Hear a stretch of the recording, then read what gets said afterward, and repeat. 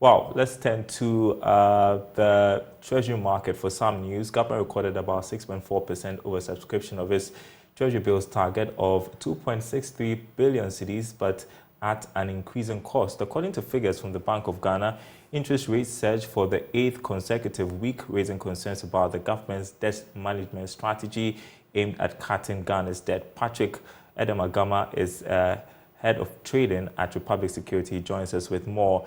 So some positive news from Friday, at least. The bills were oversubscribed. Give us a rundown, Patrick. Well, on the money markets last week, the government raised 2.8 billion against a target of 2.6 billion, recording oversubscription. Again, all the bids were accepted across all the three securities. And again, most investors desired the 91-day treasury bill against the others.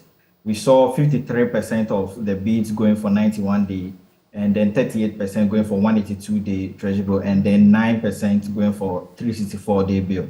The 91-day cleared at 21.27, increasing by 11.16 basis points. The 182-day cleared at 29.95%, increasing by just 1.54 basis points.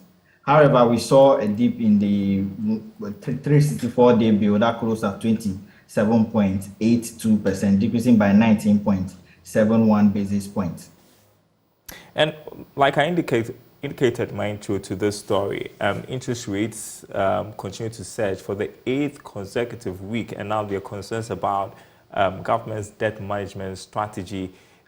How government aims to cut down on the country's debt. That's cause for why. Well, Daryl, if you look at the restriction of government to the capital market, you see that the treasury bill remains the only option that the government will have to use to fund maturing bills and bonds. Again, for lack of variety of securities on the market, we see that investors keep throwing money at government because of the other options that are lacking. And also, if you look at the targets, if you look at the range, you see that the auction targets have been increasing lately,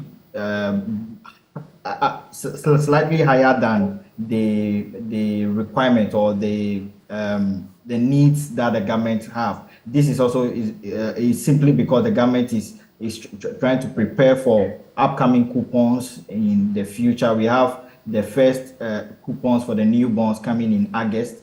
So we expect that the government needs to prepare towards those coupons. And let's turn to the stock market. How is trading faring over there?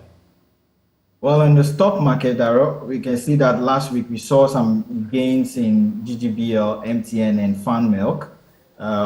We saw EGL, that's Enterprise Group, and SIC dropping some pesos. We are again seeing a lot of demand on the market for CarBank, FanMilk, and MTN. MTN is mounting again and again. We expect this to continue for some time. However, we are seeing significant selling pressures in banking stocks. All right. Thank you so much, Patrick Edemagama, Head of Trading, Republic Securities.